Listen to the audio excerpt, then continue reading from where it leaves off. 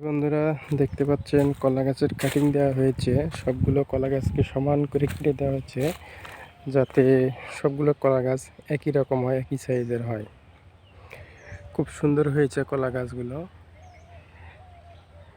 একদম সবগুলো সমান হয়ে গেছে।